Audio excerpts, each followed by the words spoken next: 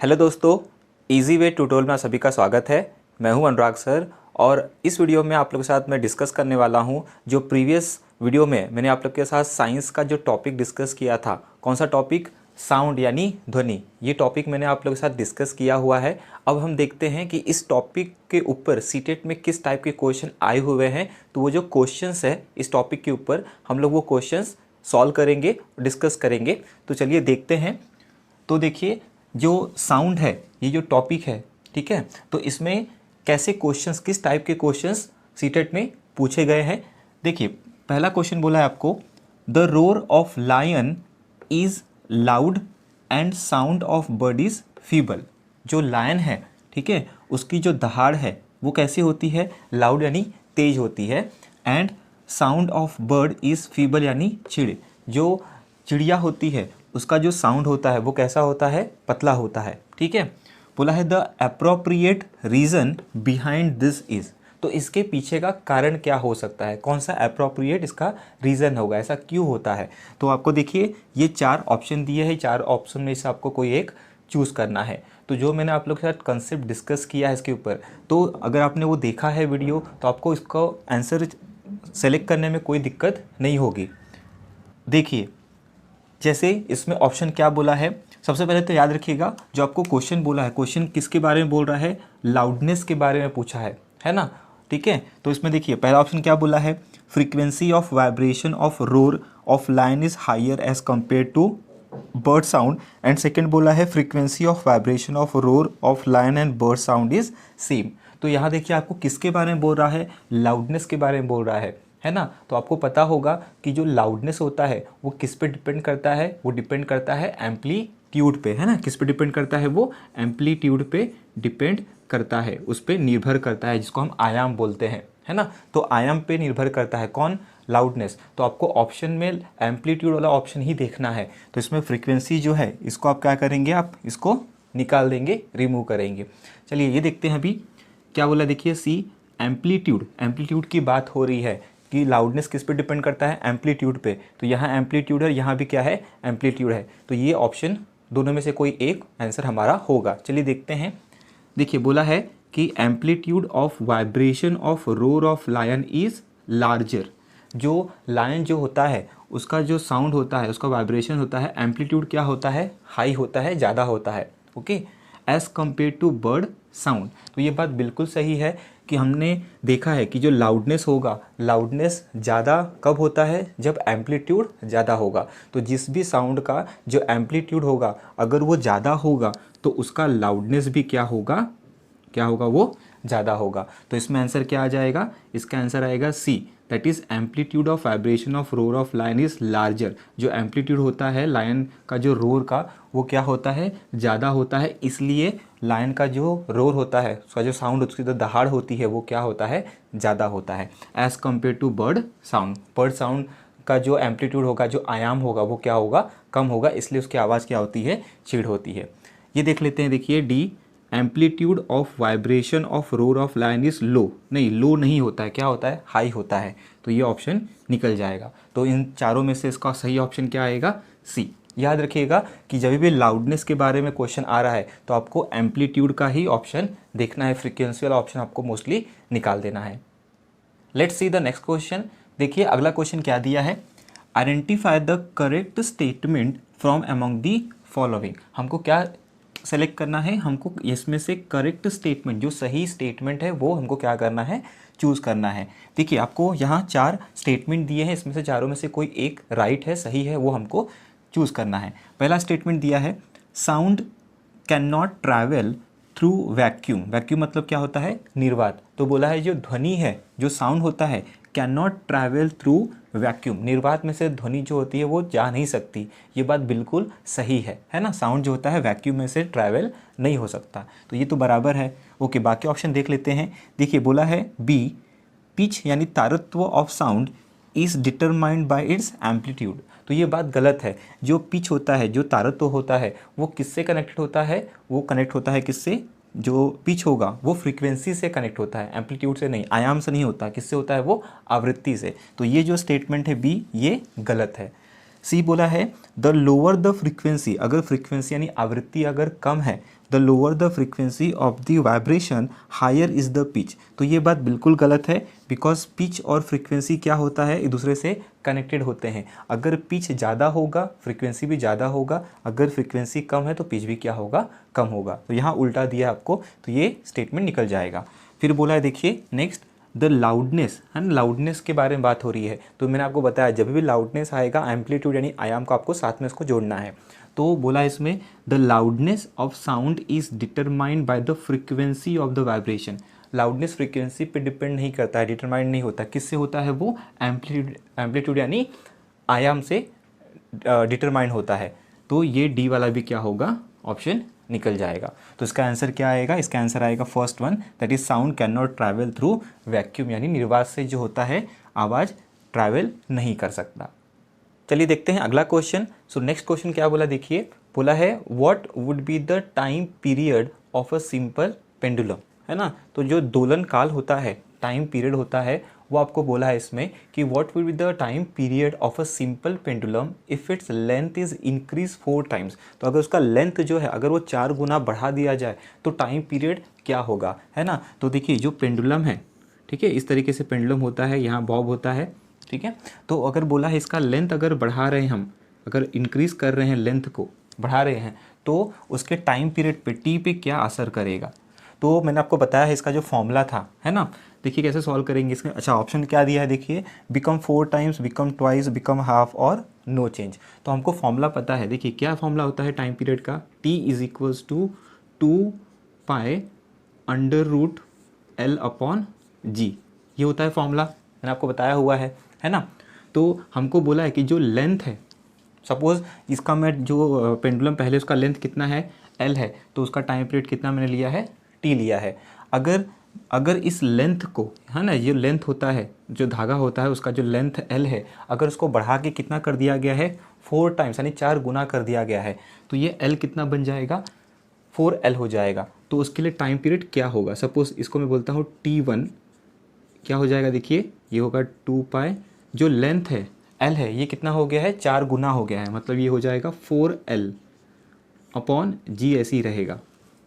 Okay, अब देखिए अब इसको सॉल्व करेंगे हम, तो क्या हो जाएगा ये T1 इज इक्वल्स टू 2 पाई, देखिए अंडर रूट ऑफ 4L है, अंडर रूट ऑफ 4L में से अंडर रूट 4 कितना होता है, 2 होता है, तो ये 2 बाहर आ जाएगा और ये अंडर रूट L अपॉन जी ऐसे का ऐसे ही रहेगा, ठीक है। अब देखिए अब ये 2 को मैं ऐसे लिखता हूँ, सो T1 इज इक्वल्स टू, ये 2 को मैं आगे लिखता हूँ और ये जो टर्म है इनको साथ में लिखता हूँ, 2 pi under root L upon G. तो ये जो टाइम पीरियड है T1, ये जिसका लेंथ 4 टाइम्स है उसका ये टाइम पीरियड है, तो ये क्या हो जाएगा 2 × और देखिए ये जो है 2 पाई L अपॉन जी, ये जो वैल्यू है वो किसके बराबर है, T के बराबर है। तो इसका मतलब क्या हुआ कि जो पेंडुलम होगा जिसका टाइम पीरियड 4L जो लेंथ जो है बढ़ाने पर उसका टाइम पीरियड क्या होगा, कितना गुना हो जाएगा, 2 गुना हो जाएगा, डबल हो जाएगा। तो इसका आंसर क्या आ जाएगा, इट बिकम ट्वाइस, यानी कितना हो गया, ये 2 गुना होगा। अगर हम लेंथ को क्या करते हैं, पेंडुलम के लेंथ को बढ़ाते हैं, कितना, 4 गुना अगर बढ़ाएंगे तो उसका टाइम पीरियड कितना होगा, इट बिकम ट्वाइस। तो इसका आंसर आ जाएगा answer B, that is become twice. दोस्तों चलिए देखते हैं अगला क्वेश्चन। नेक्स्ट क्वेश्चन देखिए क्या बोला है, आपको एक असर्शन दिया गया है, sound travel faster in water than in air. जो ध्वनि होती है, साउंड जो होता है वो तेज होता है, फास्टर ट्रैवल करता है in water than in air, मतलब पानी में जो है वो तेज़ी से क्या करेगा, ट्रैवल करेगा, हवा में क्या होगा, वो कम होगा। तो यह बात जो है बिल्कुल सही है। मैंने आपको बताया था कि सबसे ज़्यादा जो ट्रैवलिंग होता है साउंड का किस में होता है, ठोस में, उससे कम किस में होता है, द्रव में और फिर गैस में, है ना। तो इसमें ये बात बिल्कुल सही है। उसके बाद देखिए इसका रीज़न दिया गया है कि ऐसा क्यों होता है। तो जो रिजिडिटी है यानी जो दृढ़ता है ना, रिजिडिटी यानी दृढ़ता of medium impact the speed of sound. तो जो रिजिडिटी है, दृढ़ता है, ये क्या करता है, इम्पैक्ट करता है स्पीड ऑफ साउंड पे। तो ये बात बिल्कुल भी सही है, ये एकदम सही बात है। जो रिजिडिटी है इसकी वजह से क्या होता है, जो स्पीड ऑफ साउंड है ये कम ज़्यादा होता है। तो ये दोनों स्टेटमेंट क्या है, सही है, और आर क्या है, इसका करेक्ट एक्सप्लेनेशन है। तो ये ऑप्शन देखते हैं, देखिए क्या बोला है, both A and R are correct and R is a correct explanation for A. तो इसका आंसर हमारा क्या हो जाएगा, इसका आंसर हो जाएगा फर्स्ट वन। बाकी देख लेते हैं, both A and R correct and R is not correct explanation for A. तो ये तो हट जाएगा, R is correct and A is correct and R is incorrect, ये निकल जाएगा, R is correct and A is incorrect, तो ये भी निकल जाएगा। तो इसका आंसर क्या आएगा, इसका आंसर आएगा A, that is both A and R correct and R is a correct explanation for A. So let's see the next question. अगला क्वेश्चन देखिए क्या बोला है, which of the following statement is true, है ना, कौन सा स्टेटमेंट जो है सही है, ट्रू है, रिगार्डिंग साउंड वेव, ध्वनि जो तरंग है, ठीक है, उसको लेकर कौन सा स्टेटमेंट सही है। तो इसमें आपको यहाँ 4 स्टेटमेंट दिए गए हैं, इसमें से कोई एक सही है वो आपको चूज़ करना है। तो फर्स्ट देखते हैं क्या बोला है, देखिए बोला है sound waves travel fastest in gases. तो ये बात तो बिल्कुल गलत है ना, सबसे ज़्यादा जो फास्टेस्ट जो होता है, ओके, वो किस में होता है, ठोस में, फिर उसके बाद द्रव में और सबसे कम गैस में। तो यहाँ फास्टेस्ट जो है फास्टेस्ट गैसेस में नहीं होगा, तो ये तो निकल गया। उसके बाद क्या बोला है, देखिए बोला है human beings can hear sound whose frequency is 15,000 hertz. तो ये बात बिल्कुल सही है कि जो ह्यूमन बींग हम लोग जो होते हैं, हम लोग कहाँ से कहाँ तक की जो आवृत्ति वाली ध्वनि है, फ्रीक्वेंसी है, वो सुन सकते हैं। वो हम 20 से लेकर 20,000 हर्ट्ज तक की जो आवृत्ति वाली ध्वनि है वो हम क्या कर सकते हैं, ह्यूमन बींग सुन सकते हैं, ऑडिबल साउंड जिसको बोलते हैं, है ना। तो ये क्या बोला है, 15,000, तो ये बात बिल्कुल सही है। ओके, नेक्स्ट बोला है, देखिए बोला है sound waves can not be reflected. तो ये बात बिल्कुल गलत है, सी भी क्या होगा, निकल जाएगा। डी देखिए क्या बोला है, द लाउडनेस की बात कर रहे हैं, ठीक है। The loudness of sound depends on, किस पे डिपेंड करता है, फ्रीक्वेंसी पे नहीं, वो किस पे डिपेंड करता है, आयाम पे यानी एम्पलीट्यूड पे। तो ये स्टेटमेंट भी क्या हो जाएगा, रॉन्ग हो जाएगा। तो इसका आंसर कौन सा आएगा, इसका आंसर आएगा बी, कि जो ह्यूमन बींग होते हैं वो 15,000 हर्ट्ज की साउंड जो है वो सुन सकते हैं। Let's see the next question. अगला क्वेश्चन देखिए बहुत सिंपल सा क्वेश्चन आपको बोला गया है, which of the following is or are true regarding sound and light. तो इसमें आपको 2 चीज़ के बारे में बोला गया है, एक है साउंड और एक है लाइट, है ना। इससे रिलेटेड कौन सा स्टेटमेंट सही है वो आपको चूज़ करना है। तो यहाँ आपको देखिए आपको ए बी सी 3 स्टेटमेंट दिया है और यहाँ आपको 4 ऑप्शन दिए, चारों में से कोई आपको एक चूज़ करना है, सेलेक्ट करना है। चलिए देखते हैं। तो पहला ऑप्शन देखिए क्या बोला है, vibrations are necessary for producing sound. तो ये बात तो बिल्कुल सही है कि जहाँ जहाँ वाइब्रेशन होता है, भले वो गिटार में हो, तबला में हो, वाइब्रेशन होगा तो ही क्या होता है, साउंड प्रोडक्शन होता है, साउंड जनरेट होता है। तो ए हमारा क्या है, बिल्कुल सही है। ओके, नेक्स्ट देखते हैं, sound travel slower then light. जो साउंड होता है वो लाइट के स्पीड से क्या होता है, कम होता है, स्लो होता है। ये बात बिल्कुल सही है। देखिए जब दिवाली के टाइम या कभी भी हम जब देखते हैं कि जब पटाखा या रॉकेट जो होता है, ठीक है, स्काई आसमान में जब रॉकेट फटता है तो उसमें क्या होता है, हमको सबसे पहले क्या दिखाई देता है, उसका लाइट दिखाई देता है और कुछ सेकंड के बाद हमको क्या होता है, उसका साउंड हमको सुनाई देता है। तो लाइट का जो स्पीड होता है वो ज़्यादा होता है और जो साउंड का स्पीड क्या होता है, उसके कंपेरिजन में स्लोअर होता है। तो साउंड का जो स्पीड है वो क्या होता है, कम होता है, स्लो होता है देन लाइट। ये बात भी क्या है, बिल्कुल सही है। तो ए और बी क्या है, दोनों राइट है। उसके बाद सी देखते क्या बोला है, both light and sound require a medium for propagation. देखिए साउंड जो है इसके लिए तो मीडियम चाहिए, लेकिन लाइट को प्रोपोगेट होने के लिए मीडियम का ज़रूरत नहीं पड़ता है। इसके लिए जो सनलाइट होता है ना, देखिए जो हमारा जो अर्थ है, अर्थ के बाहर एटमॉस्फेयर नहीं है ना, वहाँ मीडियम नहीं है, लेकिन फिर भी लाइट वहाँ से यहाँ तक पहुँचती है, सनलाइट जो होता है। तो लाइट को ट्रैवल होने के लिए, प्रोपोगेट होने के लिए मीडियम की आवश्यकता नहीं होती। किसको होती है, साउंड को। तो इसमें जो सी है ये क्या है, ये राइट नहीं है, बराबर नहीं है। लेकिन हाँ, ए और बी क्या है, दोनों सही है। तो ऑप्शन हमारा कौन सा आएगा, देखिए ये हट जाएगा, ठीक है, और ए एंड बी। तो आंसर क्या आ जाएगा, इसका आंसर आएगा फर्स्ट वन। तो दोस्तों चलिए देखते हैं अगला क्वेश्चन।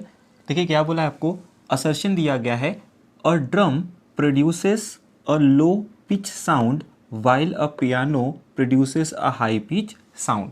तो जो ड्रम होता है वो क्या करता है, लो पिच साउंड प्रोड्यूस करता है। तो ये बात सही है। एंड जो पियानो है वो प्रोड्यूस करता है हाई पिच साउंड। ओके, तो ये जो स्टेटमेंट दिया गया है दिस इज करेक्ट, ये सही है। रीज़न देखिए क्या दिया है इसका, the amplitude of vibration of the vibrating object determine the loudness of the sound. तो एम्पलीट्यूड क्या डिटरमाइन करता है? लाउडनेस डिटरमाइन करता है। तो ये स्टेटमेंट जो है अपने आप में सही स्टेटमेंट है, ठीक है। तो ए भी राइट है, आर भी ट्रू है, दोनों ट्रू है। लेकिन देखिए क्या ये इसका रीज़न हो सकता है क्या? देखिए अभी जो असर्शन दिया है आपको, जो स्टेटमेंट दिया है, उसमें किसके बारे में बात हुआ है? उसमें पिच के बारे में बात हुआ है। और पिच किससे कनेक्टेड होता है? फ्रीक्वेंसी यानी आवृत्ति से कनेक्टेड होता है। तो यहाँ जो रीज़न होना चाहिए था, इसमें फ्रीक्वेंसी के बारे में बात होनी चाहिए थी, लेकिन किसके बारे में बात हुआ है? एम्पलीट्यूड यानी आयाम के बारे में बात हुआ है। तो ये खुद के अंदर ये स्टेटमेंट तो राइट है, लेकिन ये जो स्टेटमेंट है ये इसका रीज़न नहीं हो सकता। तो इसका आंसर क्या आएगा? देखिए ऑप्शन क्या दिया है। सो ए बोला है A is true and R provide the correct explanation for it. तो आर जो है करेक्ट एक्सप्लेनेशन नहीं दे रहा है, तो ये निकल जाएगा। नेक्स्ट देखिए, both A and R true but R is not the correct explanation. तो ये बात बिल्कुल सही है दैट ए और आर दोनों क्या हैं? ट्रू है, लेकिन आर जो है वो करेक्ट एक्सप्लेनेशन इसका नहीं है। तो ये बी हमारा क्या होगा? ये बी हमारा राइट आंसर होगा। बाकी भी देख लेते हैं। सी क्या दिया है? देखिए A is true but R is false. No, R is also true. R अपने आप में सही है, लेकिन आर इसका राइट रीज़न नहीं है। तो ये निकल जाएगा both A and R are false, ये भी निकल जाएगा। तो इसका आंसर क्या आएगा? इसका आंसर आएगा B, that both A and R true but R is not the correct explanation. Let's see the next question. देखिए अगला क्वेश्चन क्या बोला है, आपको दो स्टेटमेंट दिए हैं S1 S2, है ना, और यहाँ आपको 4 ऑप्शन दिया है, इसमें से सही वाला आपको सेलेक्ट करना है। देखते हैं फर्स्ट स्टेटमेंट क्या दिया है। बोला है tightening of strings of a sitar decreases the pitch, यानी तारत्व of sound produce by it. यानी जो सितार होता है उसमें जो तारे होती हैं, अगर उसको टाइट किया जाएगा तो उससे क्या होता है? पिच डिक्रीज होता है क्या? पिच कम होता है क्या? तो ये बात सही नहीं है ना। जो हम लोग सितार जो होता है, ओके, उसमें जो तारे होती हैं या जो गिटार होता है, देखिए उसमें अगर आप तारों को अगर आपने क्या किया है, उसको टाइट किया है, तो वो ज़्यादा वाइब्रेट करती है, तो उनका फ्रीक्वेंसी बढ़ता है। तो इसमें पिच क्या होगा? डिक्रीज़ नहीं होगा, क्या होगा? वो इंक्रीज़ होगा। तो इसकी वजह से ये स्टेटमेंट तो क्या है? गलत है। S1 जो है वो फॉल्स है।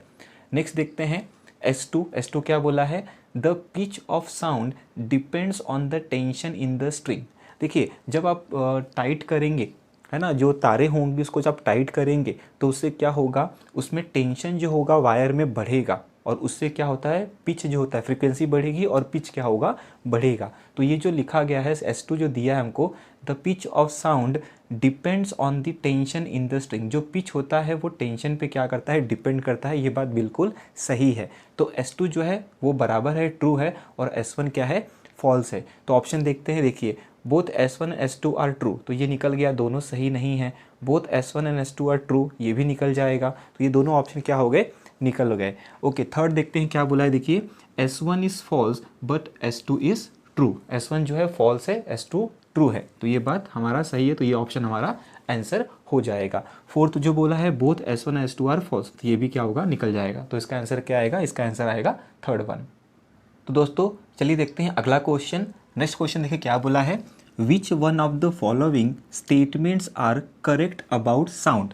तो आपको यहाँ देखिए 4 ऑप्शन दिया है, क्या टोटल 4 आपको स्टेटमेंट दिए गए हैं। इन चारों में से कौन सा साउंड से रिलेटेड सही है, और यहाँ आपको 4 ऑप्शन दिए गए, इसमें से आपको कोई एक सेलेक्ट करना है, ठीक है। देखिए ये सारे जो क्वेश्चन मैं आपके साथ डिस्कस कर रहा हूँ, ये सारे क्वेश्चन सीटेट के एग्जाम में आए हुए क्वेश्चन हैं, ओके। बहुत सिंपल क्वेश्चन है। देखिए तो इसमें से कौन सा जो होगा वो सही है रिलेटेड टू साउंड। पहला देखते हैं। देखिए फर्स्ट बोला है sound can travel through all media.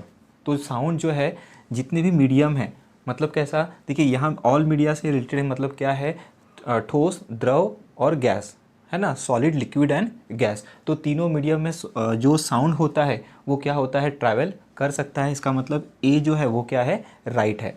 उसके बाद देखते हैं second, sound is produce by select few vibrating bodies. तो इसमें प्रॉब्लम है बिकॉज देखिए आपको क्या बोला है कि जो साउंड है is produce by select few vibrating bodies. Sound जो है क्या हम कुछ ही सिलेक्टेड जो कोई ऑब्जेक्ट है, कोई चीज़ है, उसमें वाइब्रेशन करके प्रोड्यूस कर सकते हैं क्या? ऐसी ये बात सही नहीं है। जहाँ जहाँ भी किसी भी ऑब्जेक्ट में जहाँ जहाँ वाइब्रेशन होगा वहाँ वहाँ क्या प्रोड्यूस होगा? साउंड यानी ध्वनि का प्रोडक्शन होगा, प्रोड्यूस होगा। तो इसमें ये सही नहीं है, यहाँ फ्यू बोला है कुछ ही, तो ये सही नहीं है। सब सारे इसमें बॉडीज़ में क्या होता है, साउंड प्रोड्यूस हो सकता है, बस क्या होना चाहिए वहाँ वाइब्रेशन होना चाहिए। तो ये बी जो है ये सही नहीं है। हमको क्या सेलेक्ट करना है? Correct statement. तो ए बराबर है, ए करेक्ट है, बी बराबर नहीं है। इसके बाद देखते हैं, देखिए higher the amplitude of vibration the louder the sound. तो हमको पता है लाउडर जो लाउडनेस होता है वो और एम्पलीट्यूड है ना, लाउडनेस जो होता है वो और एम्पलीट्यूड क्या होता है, दोनों कनेक्टेड होते हैं। तो अगर एम्पलीट्यूड ज़्यादा है तो वो क्या होगा, साउंड ज़्यादा लाउडर होगा। तो ये सी क्या है, ये भी सही स्टेटमेंट दिया गया है। नेक्स्ट देखिए क्या बोला है, जो डी बोला है higher the frequency of vibration श्रीलर the sound. तो ये भी सही बात है, फ्रीक्वेंसी जितना हाई होगा साउंड क्या होगा, उतना श्रीलर होगा, पतला होगा। तो इसमें जो आपको डी दिया है ये भी क्या है, सही है। तो इसमें कौन सी स्टेटमेंट करेक्ट है, ए सी एंड डी। देखिए ए और सी डी कहाँ दिया गया है, ये थर्ड वाला ए सी डी। और जो बी है वो क्या है, गलत है। तो जहाँ जहाँ बी रहेगा, देखिए यहाँ बी है ये निकल जाएगा, यहाँ बी है ये निकल जाएगा और यहाँ बी है ये निकल जाएगा। तो इसका आंसर क्या आएगा, इसका आंसर आएगा थर्ड वन। तो दोस्तों चलिए देखते हैं अगला क्वेश्चन। देखिए नेक्स्ट क्वेश्चन क्या बोला आपको, what is the approximate range of Audible frequencies for human ear. जो हम ह्यूमन ईयर जो है, हमारी कानों में कौन सी ध्वनियाँ जो है हम लोग सुन सकते हैं, वो रेंज पूछा है। तो आपको पता होगा कि जो ह्यूमन ईयर है हम कहाँ से कहाँ तक सुन सकते हैं, 20 से लेकर 20,000 हर्ट्ज तक का जो फ्रीक्वेंसी होगा, ओके 20,000 यानी 20,000 जो होगा है ना, 20 से लेकर 20,000 हर्ट्ज का जो फ्रीक्वेंसी होगा वो हम क्या कर सकते हैं, सुन सकते हैं। इसको हम लोग क्या बोलते हैं, ऑडिबल साउंड। अगर इससे कम रहा तो इंफ्रा और ज़्यादा रहा तो अल्ट्रासाउंड। ओके, तो इसमें आंसर क्या आ जाएगा, इसका आंसर आएगा 20 to 20,000 हर्ट्ज। यही जो है रेंज क्या कर सकता है, ह्यूमन ईयर हम लोग क्या कर सकते हैं, सुन सकते हैं। देखिए बहुत सिंपल सा क्वेश्चन पूछा गया है, बाकी ऑप्शन आपको ध्यान नहीं देना है। ओके चलिए नेक्स्ट देखते हैं। नेक्स्ट क्वेश्चन क्या बोला है, लाउडनेस है ना, लाउडनेस के बारे में बात हो रहा है। ठीक है, so loudness of sound is proportional to the square of the dash of the vibrating producing the sound. तो जो लाउडनेस होता है ना, वो प्रोपोर्शनल होता है कि, सिंपल सी बात है। देखिए लाउडनेस मैंने आपको बताया है, जब भी आपको लाउडनेस यानी प्रबलता के बारे में क्वेश्चन आएगा तो आपको उससे किससे रिलेट करना है, उसको आपको रिलेट करना है उसको एम्पलीट्यूड यानी आयाम से। और आपको मैंने फॉर्मूला ये बताया है कि जो इंटेंसिटी होता है, जो लाउडनेस होता है, वो डायरेक्टली प्रोपोर्शनल होता है किसके, एम्पलीट्यूड के स्क्वायर के, है ना। जब मैंने ये डिस्कस किया था टॉपिक तो उसमें आपको मैंने बताया हुआ है। तो इसमें आंसर क्या आ जाएगा कि जो लाउडनेस है, जो इंटेंसिटी है, वो किससे डायरेक्टली प्रोपोर्शनल होता है, स्क्वायर ऑफ दी एम्पलीट्यूड यानी आयाम। तो इसमें फ्रीक्वेंसी और पिच जो होगा ये सब क्या होगा, निकल जाएगा। बहुत ही सिंपल सा देखिए क्वेश्चन इसमें आता है। सीटेट का एग्ज़ाम अगर आप प्रॉपरली थोड़ा थोड़ा रोज़ अगर स्टडी करोगे तो आपका फर्स्ट अटेम्प्ट में ही क्या होगा, ये सीटेट की एग्ज़ाम आप क्लियर कर सकते हो। तो दोस्तों उम्मीद करता हूँ आज मैंने आप लोगों के साथ जितने क्वेश्चन आपके साथ डिस्कस किए हैं आपको वो समझ में आए होंगे। इसके आगे के जो क्वेश्चन है वो मैं नेक्स्ट वीडियो में आप लोगों के साथ डिस्कस करूँगा। तो अगर आपको ये वीडियो पसंद आया है तो इस वीडियो को आप लाइक कीजिए, अपने दोस्तों के साथ शेयर कीजिए और कमेंट करके मुझे ज़रूर बताइए कि वीडियो आपको कैसा लगा है। और अगर इस चैनल पर आप न्यू हैं तो इस चैनल को सब्सक्राइब कीजिए। वीडियो देखने के लिए थैंक यू सो मच।